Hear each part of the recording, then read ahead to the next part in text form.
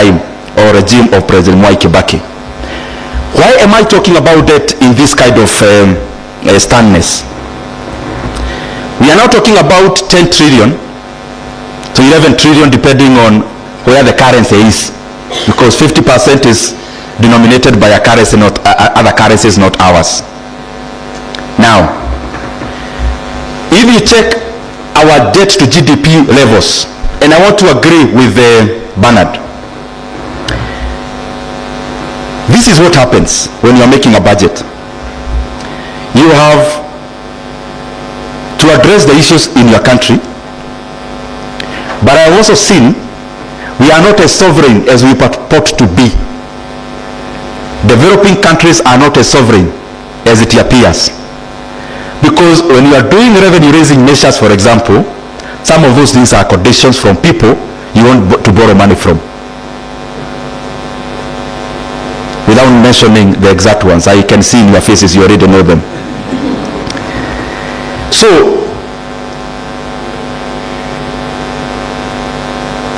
are we together? Ama nipuguza hii maneno ya economics kiasi.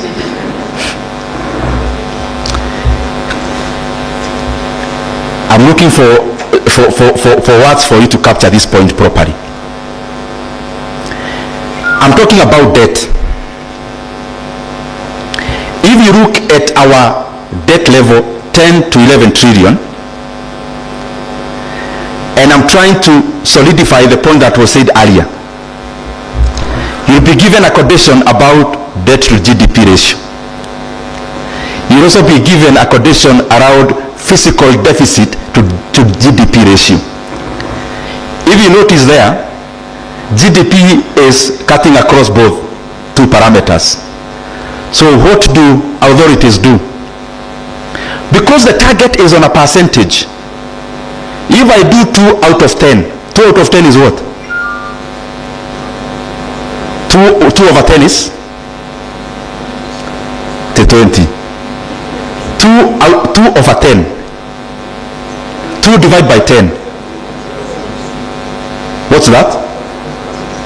20%. Very well. What about when I do 2 out of 20? 10%. What have I changed? Have I changed? Is the 2 constant? What have I changed? What if my obligation was to lower the percentage? What do I need to do around the denominator? Now, ask yourself this. You report in the same government documents, the Kenya GDP grew by 4.something%. That goes in the record. The same record shows the GDP moved from 16 trillion to 18 trillion. What is that percent? Can somebody do 16 out of 18? I mean, do the math. When GDP moves from 16 to 18, what percentage is that?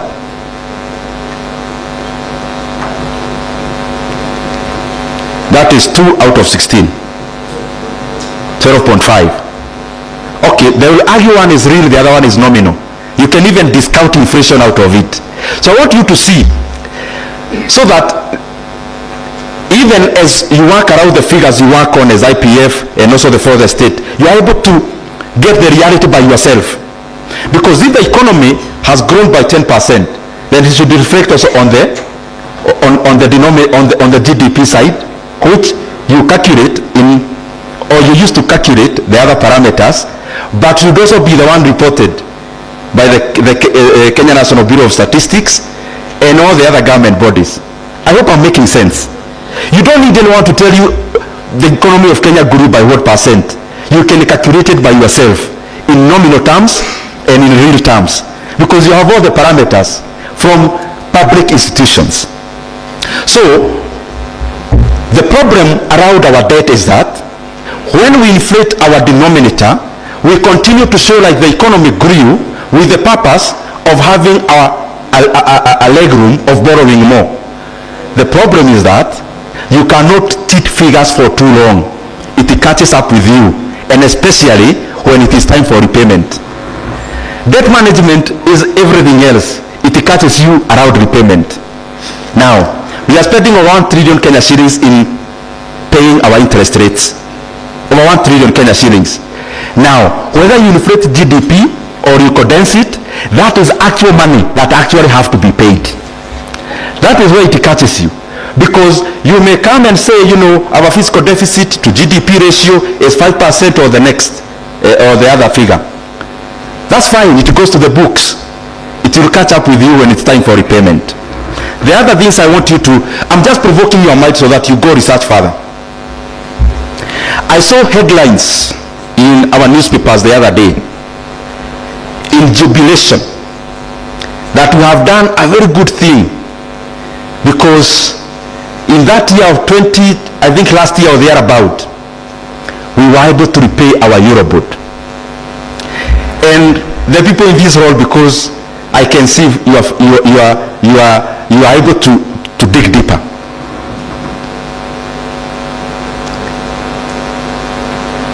You talk about, in jubilation, of having been able to pay the Eurobond of 2014. And it comes out as headline as a jubilation for the country. Now this is the reality. The reality is that you retire a debt of 6.8% with a debt of 10.3%. And then you clap and you want the whole country to be closed for people to celebrate. I'm provoking all of us here. I mean, Kenya is for all of us, and we need to speak these things as clearly as they ought. You cannot go and take a loan from Shylock, you pay a bank, and then you go home, and people should celebrate you for taking a loan with an interest of 20% to pay the one you had that you are paying 12%. Those are the things that will catch up with this country very soon. And by the way, with all honesty, if we do not become more prudent in the several months to come, we are likely to have a very big problem with our debt. Why? If in our revenue collection, over 40% is going into interest rate alone of debt obligations, what are we talking about? The other thing I want us to reflect on around debt, and the reason why this, and I'm challenging even those who are responsible in government to speak about it clearly, because part of this communication is important. You collect revenues of around 2.4 trillion shillings. You use over 1.2 trillion in paying interest rates of debt incurred. So that's 50% that you can do nothing about. Basically what we are doing as a country, the money we are borrowing in terms of PFM Act, you should be borrowing for development alone. But even by doing the math even with a pencil, if we take our revenue collection, you remove CFS, you remove salaries, you're already in red. It means the money we borrow, some of it is for budget support, and clearly that money is for recurrent.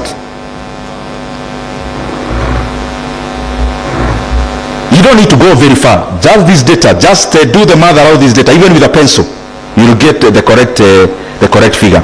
So this issue of debt, if we are not progressive enough and prudent enough as a country, in just a few months to come, we will see the ramifications.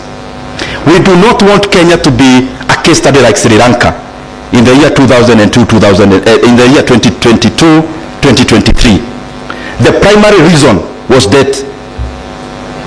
The issue around Zambia never descended too much because there was a new president who had to tell their country as it is, and they restructured, or they started or attempted to restructure.